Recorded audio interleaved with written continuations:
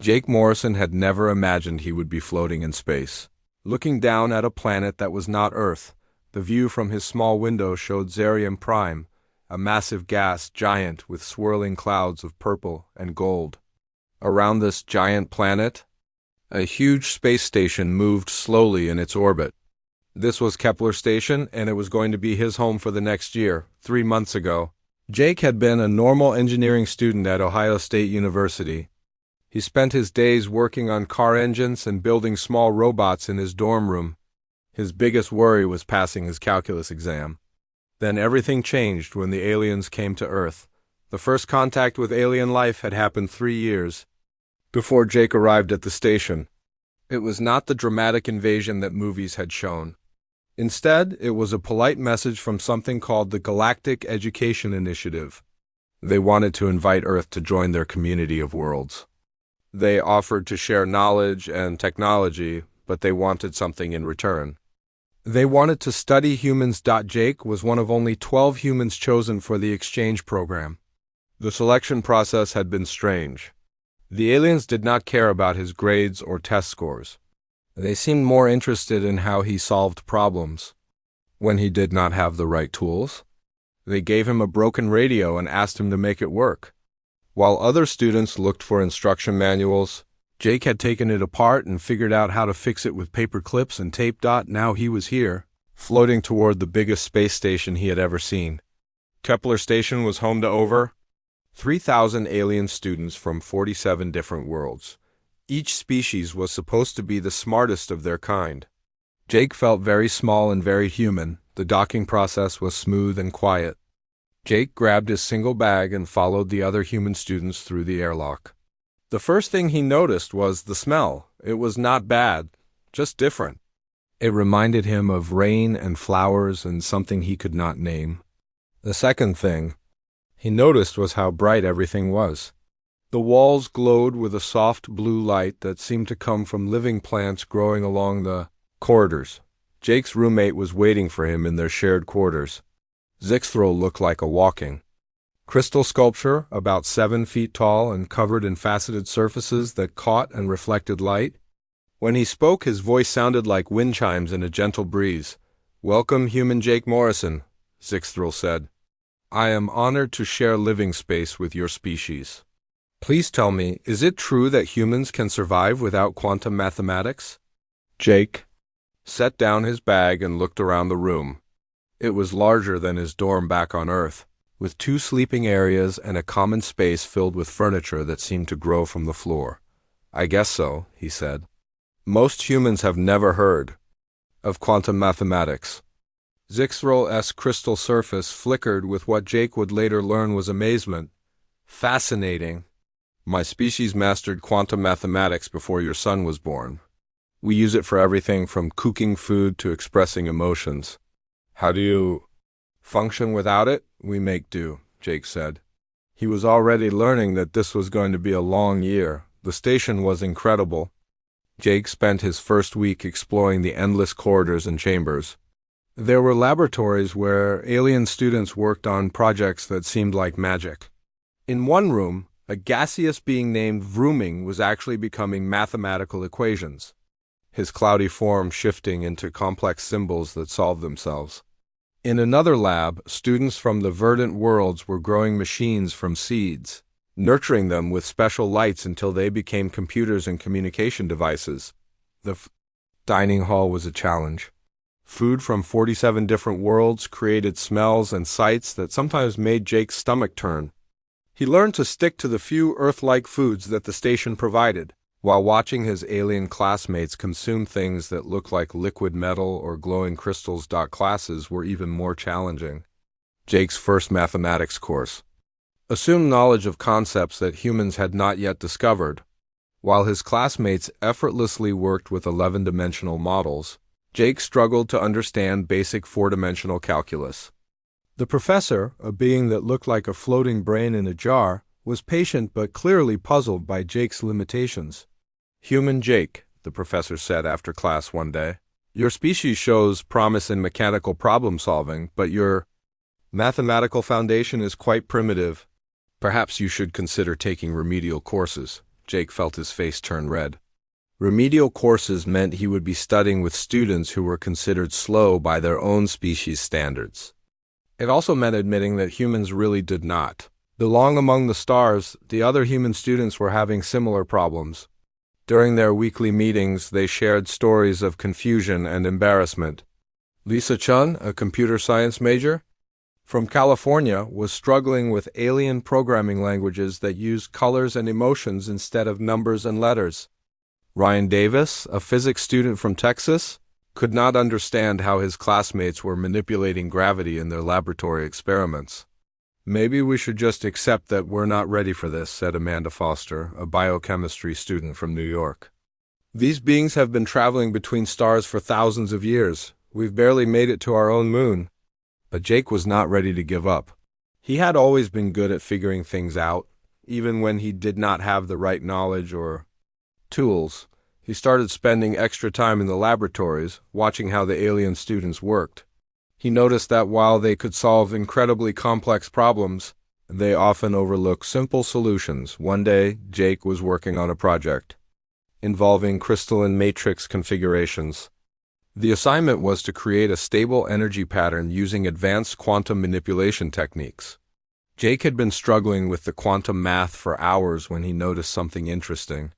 The crystals were arranged in a pattern that reminded him of a car engine he had once repaired. Instead of using quantum mathematics, Jake tried a mechanical approach. He physically rearranged the crystals based on principles he had learned while working on engines. The result was not elegant or mathematically perfect, but it worked. The energy pattern was stable and actually more efficient than the quantum solutions his classmates had created. His professor was fascinated. "Human Jake, your approach is most unusual. You have achieved the correct result through methods that are completely illogical according to our understanding of physics." "How did you know this would work?" Jake shrugged. "I didn't know, I just tried something and it worked." Word of Jake's unusual problem-solving methods began to spread around the station. Some alien students were curious about these primitive human techniques. Others were dismissive, calling them lucky accidents. But Jake noticed that more and more aliens were asking him questions about how humans approached problems. The station itself was a marvel of alien engineering. Everything was automated and efficient. The lights were provided by living plants from the verdant worlds that glowed naturally.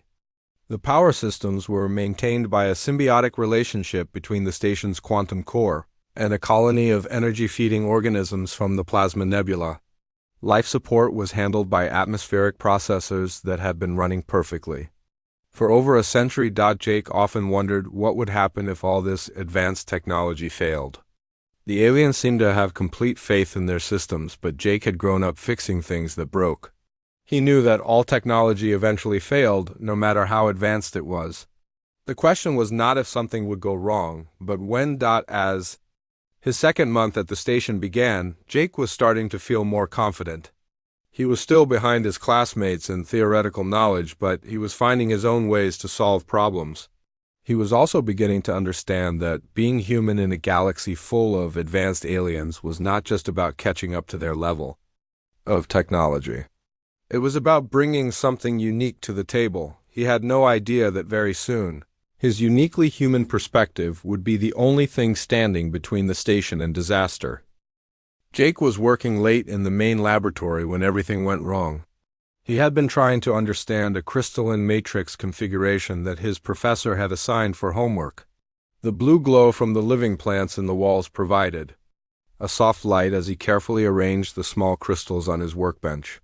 Around him, dozens of alien students worked on their own projects, filling the lab with quiet sounds of concentration. The crystals were supposed to create an energy pattern when arranged correctly, but Jake could not get them to work using the quantum mathematics formulas his professor had taught.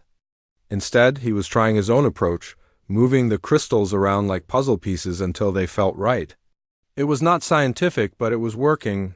Zixthril was at the workbench next to him, his crystalline body flickering with different colors as he worked on a project that involved manipulating gravity itself.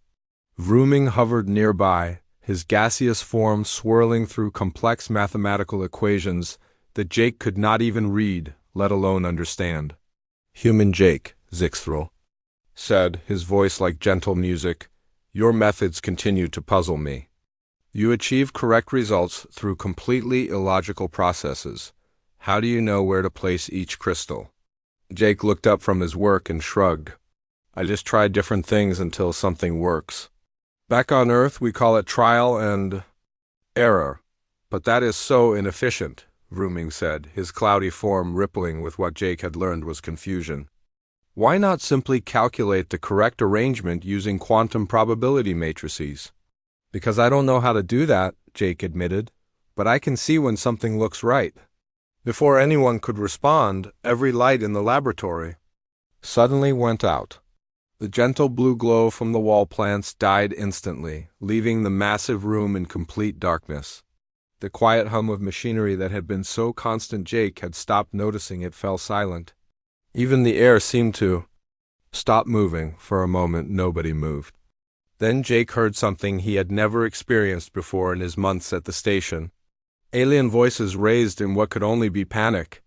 Zixtril's crystalline form began to emit a distressed purple glow, while Vrooming's gaseous body contracted into a tight, anxious ball. "Emergency lighting should activate," said a voice in the darkness. Jake recognized it as belonging to Dr. Kelthera, the station's administrator. She was an Altarian, a species that looked like tall, elegant humans. With silver skin and large black eyes, emergency lights flickered on for just a moment, casting eerie shadows across the lab. Then they died too, leaving everyone in absolute darkness again. "The quantum core," whispered someone in the darkness. "Something has happened to the quantum core." Jake felt his way carefully toward where he thought the exit might be. His hands found the smooth wall, and he began to move along it, using his fingers to guide him. Behind him, he could hear the sounds of confused alien students trying to figure out what was happening. "Stay calm," Dr. Kelthera's voice came through the darkness, but Jake could hear worry in her tone. "I am attempting to contact the control center."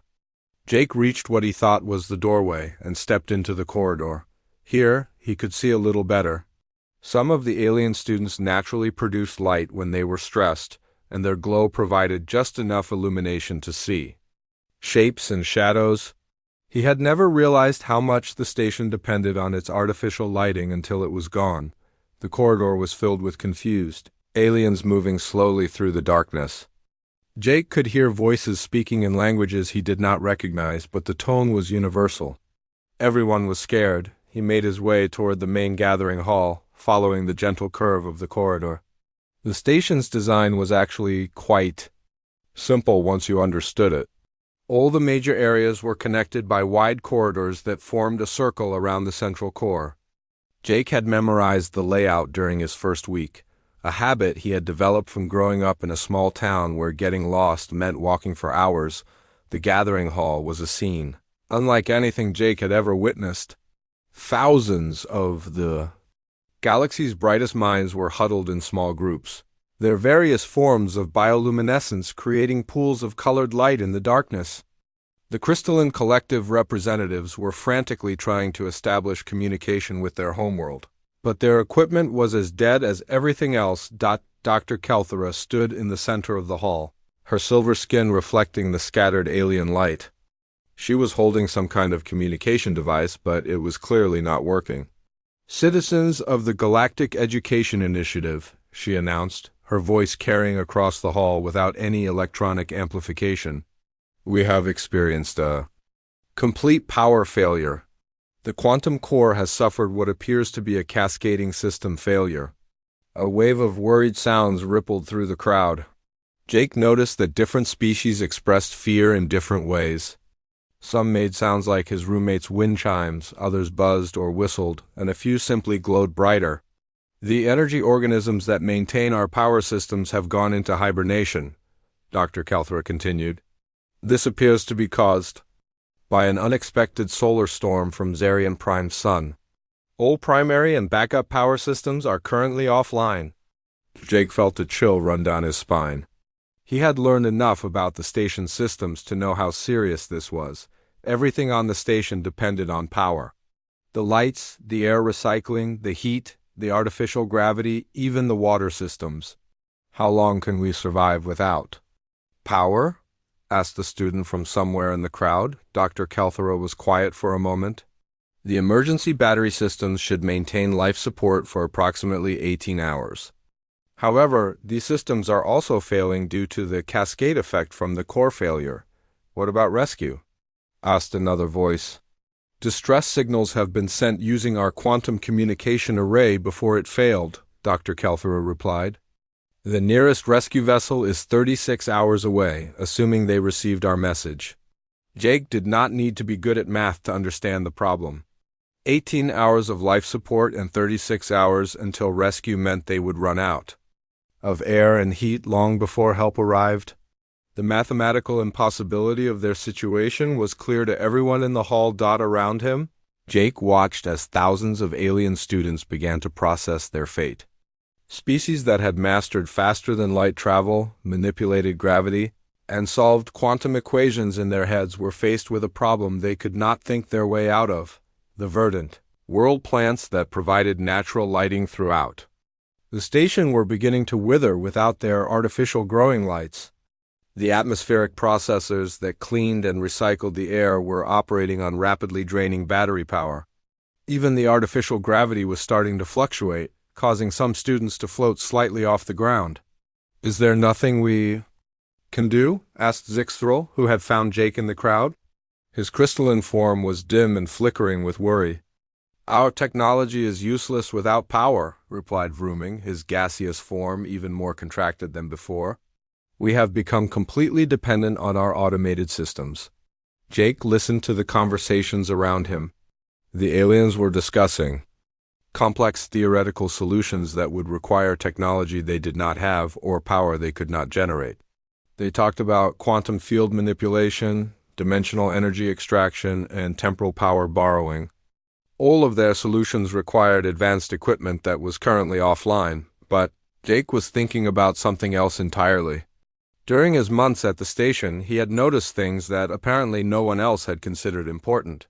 In the lower levels of the facility, there were older systems that had been disconnected and forgotten.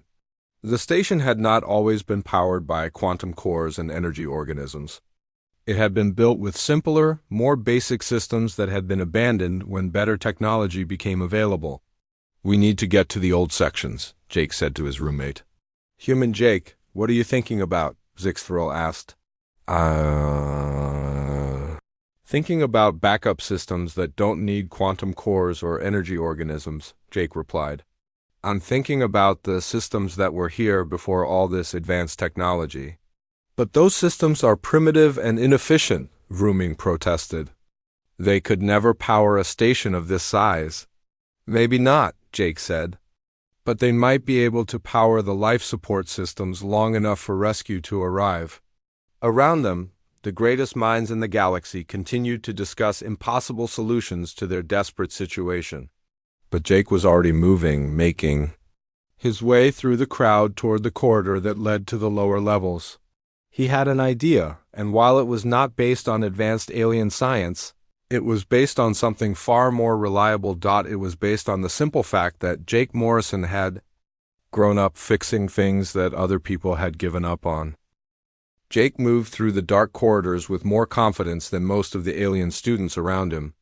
Growing up in rural Ohio had taught him to navigate in the dark, whether it was finding his way through a barn during a power outage or walking home from a friend's house on a moonless night. The aliens who had lived their entire lives surrounded by artificial light and automated systems seemed lost without their technology. He made his way to the maintenance elevator that led to the lower levels of the station. The elevator was not working, of course, but Jake had noticed during his explorations that there were manual access ladders built into the shaft. It was probably a safety feature that the aliens had forgotten about, just like so many other simple backup systems. The ladder was exactly where Jake remembered it. He began to climb down, using his hands to feel each rung in the darkness. Above him, he could hear Zixthril Sursa's form scraping against the ladder as his roommate followed him down. Human Jake, I do not understand what you hope to find. In the abandoned sections, Zixthril said, his voice echoing in the elevator shaft. Something that doesn't need quantum cores or energy organisms, Jake replied, continuing his descent. Something simple. The lower levels of the station were different from the upper areas where the students lived and studied. Here, the corridors were narrower and the walls were made of plain metal instead of the living materials used elsewhere. Emergency lighting strips along the floor provided just enough illumination to see, powered by some kind of chemical reaction that did not require electricity. Jake had explored these areas during his first month on the station, mostly out of curiosity. The other students had no interest in the old, abandoned sections, but Jake had always been fascinated by how things worked. He had found workshops filled with tools he did not recognize, storage areas packed with equipment that looked ancient by alien standards, and most importantly, he had found the kinetic energy conversion chamber. The chamber was massive, taking up an entire section of the lower level. It had been built as a backup power system decades ago, before the aliens had developed their more advanced quantum technologies. The principle was simple. Mechanical energy went in, electrical energy came out. It was basically a giant version of the dynamos that humans use to generate electricity, but it had been designed to handle the power needs of a space station. This is it, Jake said, running his hands along the smooth walls of the chamber. This is what we need. Zixthril's crystalline form flickered with confusion. Human Jake, this system has been non-functional for over 50 Earth years. Even if it could be activated, what mechanical force could possibly generate enough power for a station this size?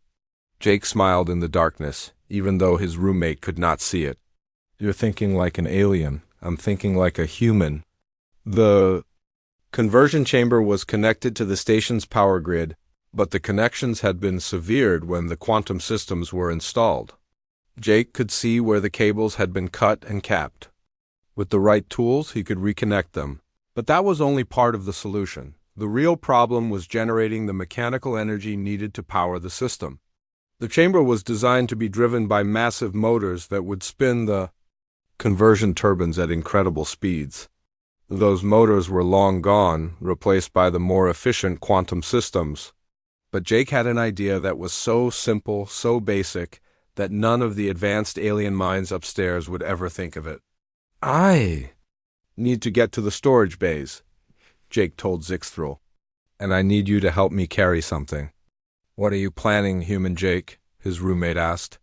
I'm planning to save everyone on this station using the most primitive technology I can find. Jake replied. The storage bays were located on the same level as the kinetic chamber, connected by a series of maintenance corridors. Jake had memorized the layout during his explorations, and he knew exactly what he was looking for. In Storage Bay 7, covered with dust and apparently forgotten by everyone, was a piece of equipment that had been brought to the station by a previous human. Exchange student. It was an exercise bike. Jake had seen it during his first week on the station and had wondered why anyone would bring such a basic piece of equipment to a place filled with advanced alien technology. Now he understood. The bike was not just exercise equipment. It was a machine designed to convert human muscle power into kinetic energy. This is your solution? Zixthril asked, his crystalline form flickering with what Jake had learned was the alien equivalent of disbelief. One small organic machine? Not just any machine, Jake said, running his hands over the bike's frame. This is a machine designed to take human effort and turn it into mechanical power. With some modifications, it can drive the conversion chamber. Jake began to examine the bike more carefully.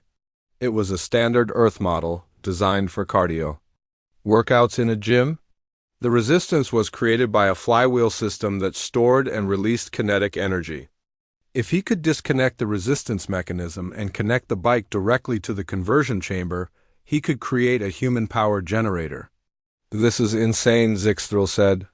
One human being cannot possibly generate enough power to sustain life support for 3,000 individuals. You're right, Jake agreed. One human can't power the whole station, but one human can power the most critical systems. The life support, the atmospheric processors, the emergency lighting, just enough to keep everyone alive until rescue arrives. Jake began to work, using tools from the storage bay to carefully dismantle the bike's resistance system. He had always been good with his hands, and the bike's mechanism was simple compared to the alien technology he had been studying. Within an hour, he had stripped away everything except the basic pedal and flywheel assembly. The hard part was connecting the bike to the conversion chamber. Jake had to run power cables through the maintenance corridors, connecting the bike's mechanical output to the chamber's input systems. It was like wiring a car engine, but on a much larger scale. Zixthril helped as much as he could, holding cables and tools while Jake worked. Other alien students began to arrive, drawn by curiosity about what the humans were doing in the abandoned sections. Vrooming appeared, his gaseous form swirling with interest as he watched Jake work. "The human is attempting to power the station with muscle effort," Vrooming announced to the growing crowd. "It is the most primitive energy generation method I have ever witnessed." "It's also the most reliable," Jake replied, not looking up from his work. "No quantum cores, no energy organisms, no complex systems that can fail. Just human muscle power converted to electrical energy." Word spread quickly through the station. Soon, dozens of alien students were crowded into the lower levels, watching Jake work on his impossible solution. Some were skeptical, others were fascinated, but all of them were desperate enough to hope that his crazy plan might work. "The mathematical calculations are staggering," said Dr. Kelthra, who had arrived with a group of other administrators. "The power requirements for life support alone would require constant mechanical input at levels that would be impossible for most organic beings to sustain." "Most organic beings aren't human," Jake said, making the final connection between the bike and the conversion chamber. "Humans are built for endurance. We're the only species that can run long distances without stopping. We're the only species that can work for hours at physical tasks that would exhaust other beings in minutes." Jake stood up and looked at his work. The exercise bike was now connected to the kinetic energy conversion chamber through a series of cables and mechanical linkages. It looked ridiculous, like something a child might build in a garage. But it was also the most important piece of equipment on the station. "There's only one way to find out if this works," Jake said, climbing onto the bike. "Stand back." He began to pedal. Slowly at first, then faster as he found his rhythm. The bike's flywheel began to spin, and mechanical energy flowed through the cables into the conversion chamber. For a moment, nothing happened. Then, one by one, lights began to flicker on throughout the lower levels of the station. The crowd of alien students watched in amazement as Jake's simple solution began to work. The atmospheric processors hummed back to life, and the emergency lighting systems activated. It was not enough to power the entire station, but it was enough to keep the critical systems running. "Impossible," whispered Dr. Kelthra. "Not impossible," Jake said, his legs already beginning to feel the strain of maintaining the pedaling pace. "Just human."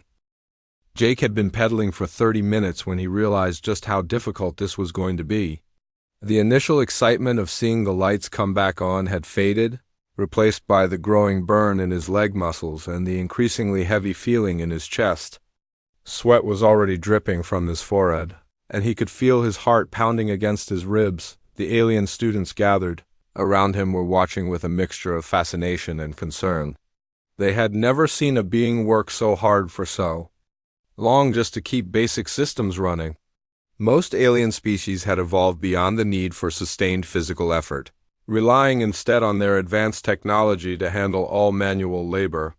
"Human Jake, your biological indicators suggest extreme stress," Zixthril observed, his crystalline form flickering with worry. "Perhaps you should rest and allow the systems to return to their offline state." "Can't stop," Jake panted between breaths. "If I stop pedaling, the power dies and the life support shuts down. Everyone on this station needs air to breathe." Dr. Kelthra was monitoring the power output on a handheld device that somehow still worked. "The energy generation is remarkable," she announced to the crowd. He is producing sufficient power to maintain atmospheric processing for the entire station, but the physical cost appears to be enormous. Jake adjusted his pace, trying to find a rhythm that he could maintain for hours rather than minutes. He had run cross-country in high school and knew something about pacing himself for long distances.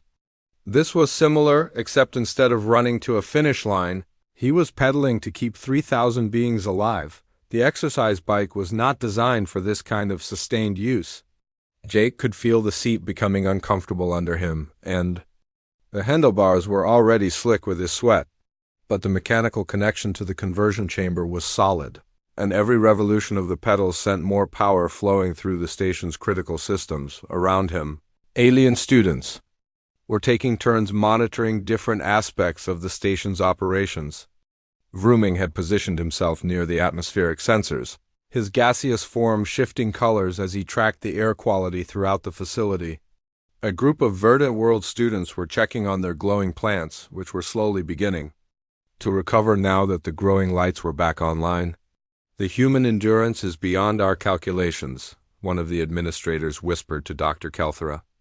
"Our species would have collapsed from exhaustion within minutes of beginning such an effort." Jake heard the comment but did not respond. He was focused on maintaining his pedaling speed and trying to ignore the growing pain in his legs. Back home, he had worked summer jobs that required hours of physical labor. He had loaded trucks, dug ditches, and built fences under the hot Ohio sun. This was harder than any of that, but it was also more important. After an hour of continuous pedaling, Jake's vision was beginning to blur slightly from the effort. His breathing was heavy and regular, and his entire body was covered in sweat. The alien students around him were amazed that he was still conscious, let alone still generating power at a steady rate.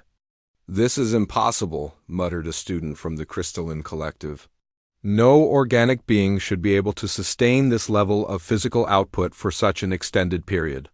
"Humans are built different," Jake managed to say between breaths. "We're endurance hunters. Our ancestors used to chase animals for hours until they collapsed from exhaustion. Then we'd walk up and kill them with sticks." The aliens exchanged glances that Jake could not see but could sense. The idea of chasing prey for hours seemed as alien to them as their quantum mathematics seemed to him, but the evidence was right in front of them. Jake was doing something that their advanced civilizations had never needed to do and could not understand. After 2 hours, Jake's legs felt like they were on fire.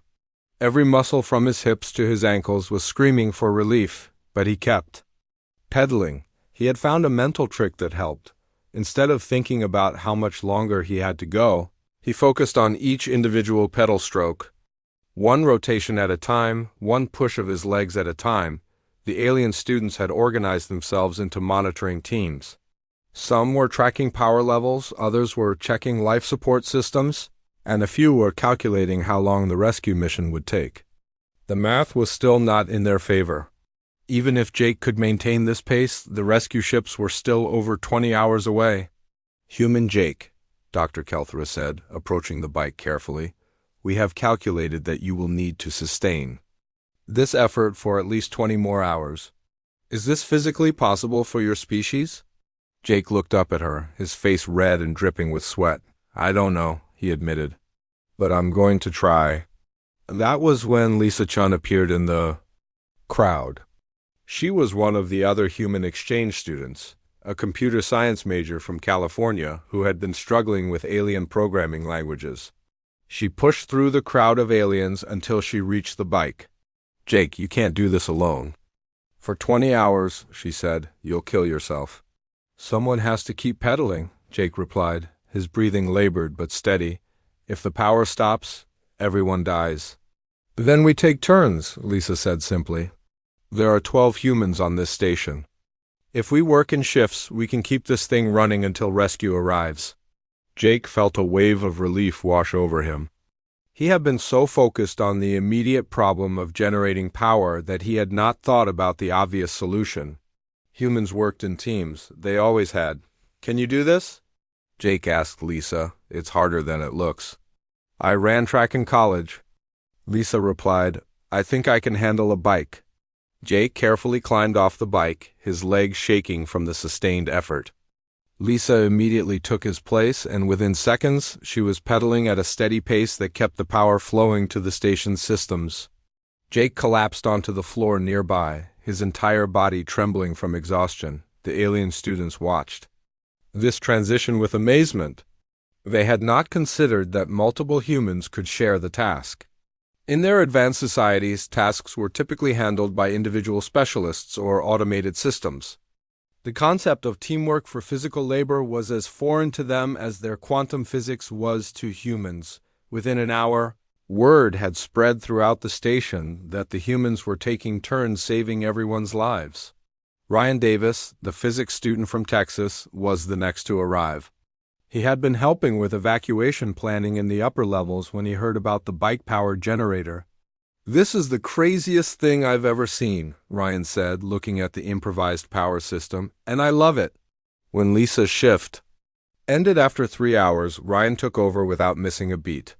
The transition was smooth, and the power flow remained steady. Jake had recovered enough to help coordinate the shifts, timing each change to make sure the critical systems never lost power. Amanda Foster arrived during Ryan's shift, followed by the other human students one by one. Each of them was amazed by what Jake had accomplished, but none of them hesitated to take their turn on the bike. They understood that this was bigger than any one person. This was about proving that humans belonged among the stars. The alien students organized themselves around the human shifts, providing water, monitoring systems, and offering encouragement. Zixthrol appointed himself as Jake's personal assistant, helping to coordinate the shift changes and making sure each human was ready when their turn came. "Your species continues to amaze us," Dr. Kelthera told Jake as he prepared for his second shift. "Not only can individual humans sustain impossible physical efforts, but you work together in ways that optimize the entire group's performance." "That's what humans do," Jake replied, climbing back onto the bike as Ryan's shift ended. "We solve problems together." As Jake began his second shift, he realized that this was about more than just keeping the life support systems running. This was about showing the galaxy what humans were capable of when everything seemed impossible. They were not the most advanced species, they did not have the best technology, and they certainly did not have the most sophisticated understanding of science, but they had something that none of the other species seemed to possess: the ability to keep going when everything else had failed, and the willingness to work together until the job was done. 28 hours after the power failure began, Jake was back on the bike for his fourth shift when the rescue ships arrived. His legs felt like rubber, his back ached from hours of sitting in the same position, and his hands were raw from gripping the handlebars. But he was still pedaling, still generating the power that kept everyone on the station alive. The first sign of rescue was a gentle vibration through the station's hull as the ships docked. Then came the sounds of airlocks opening and footsteps in the corridors above. Jake could hear voices speaking in various alien languages, all of them expressing surprise at what they found. The rescue teams had expected to board a dead station filled with casualties and failing life support systems. Instead, they found a facility operating at nearly full capacity, with every critical system online and functioning normally. The atmospheric processors were humming, the emergency lighting was bright and steady, and the artificial gravity was stable throughout the station. Captain Vrex of the Galactic Federation rescue ship Harmony was the first to make his way down to the lower levels where Jake was still pedaling. Vrex was a tall, blue-skinned being from the Altarian system, the same species as Dr. Kelthera. He had led dozens of emergency rescues throughout the galaxy, but he had never seen anything like what he found in the abandoned sections of Kepler Station. "This is the human who has been generating power for the entire station?" Captain Vrex asked Dr. Kelthera, staring at Jake in amazement. "One of 12, Dr. Kelthera replied. "They have been working in shifts for over a day, maintaining life support through nothing but physical effort and determination." Jake looked up from the bike, sweat dripping from his face, and managed a tired smile. "Are we getting off this thing soon? Because I could really use a shower." Captain Vrex approached the improvised power system, examining the connection between the exercise bike and the kinetic energy conversion chamber. "This is the most primitive power generation system I have seen in 300 years, he said. "And also the most effective emergency solution I have ever encountered." The rescue teams worked quickly to restore the station's quantum power systems. They brought portable generators that could restart the energy organisms and repair equipment that could fix the damaged quantum core. Within 2 hours, the station's normal power was restored, and Jake finally climbed off the bike for the last time. As Jake stood up, his legs shaking from exhaustion, something unexpected happened. The hundreds of alien students who had gathered to watch the rescue began to make sounds that Jake had never heard before. It started with Zixthril, whose crystalline form rang like a bell. Then Vrooming began to vibrate at a frequency that created a deep musical hum. One by one, every species in the crowd began to produce their own version of the same sound. It took Jake a moment to realize what was happening. They were applauding. Every species had their own way of showing appreciation and respect, and they were all doing it at once. The sound was unlike anything Jake had ever heard, a symphony of gratitude from beings across the galaxy. "I have never witnessed such a display of universal respect," Captain Vrex said, his own voice joining the chorus. "You have accomplished something that will be remembered throughout the galaxy for generations." But Jake was too tired to fully appreciate the moment. Amanda Foster and Ryan Davis helped him walk to the medical bay where alien doctors examined him with equipment he could not understand. They declared him exhausted but healthy, amazed that a human could sustain such physical effort for so long without permanent damage. Word of the Kepler station incident spread throughout the galaxy, faster than Jake could have imagined. Within days, news networks from dozens of worlds were reporting the story of the human students who had saved thousands of lives using nothing but an exercise bike and human determination. The story was told and retold, growing in scope and importance, with each telling. Dr. Kelthra's official report to the Galactic Education Council became one of the most widely read documents in recent galactic history. "The human students did not merely survive the crisis," she wrote. "They conquered it through the application of principles that our advanced civilizations had forgotten. They demonstrated that sometimes the most sophisticated solution is not the most effective one." The report continued, "While we have spent centuries developing increasingly complex technologies, we have lost sight of basic principles that these humans understand instinctively. They showed us that determination, teamwork, and simple mechanical solutions can be more reliable than quantum cores and energy organisms. Most importantly, they proved that physical endurance and mental toughness are technologies that cannot be replaced by automation." Jake returned to Earth 3 weeks later, not as a struggling student trying to keep up with advanced alien coursework, but as a hero whose actions had changed the way the galaxy viewed humanity. The exercise bike was retired to the Galactic Museum of Technological Innovation on the planet Centauri Prime, where it was displayed with a plaque that read, "Sometimes the oldest technology is the most advanced." The museum's description of the exhibit explained that the bike represented a fundamental truth that advanced civilizations often forgot, that simple, reliable solutions could be more valuable than complex, sophisticated ones. Millions of beings from across the galaxy came to see the primitive human device that had saved a space station, and many left with a new respect for the species that had built it. The Galactic Education Initiative was expanded dramatically in the months following the incident.